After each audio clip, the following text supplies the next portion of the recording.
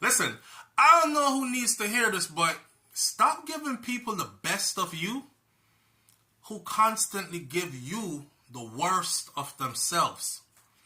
Now, I'm not saying that you shouldn't help people. Sometimes you help people and they have nothing to give in return, genuinely. And you just did it because, God has put you in their path for you to help them.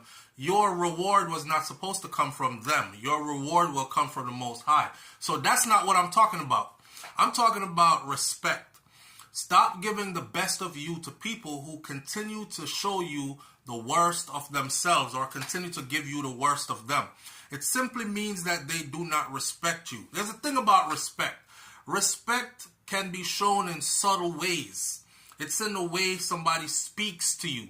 It's in the way someone says things about or to you. Just little ways. So stop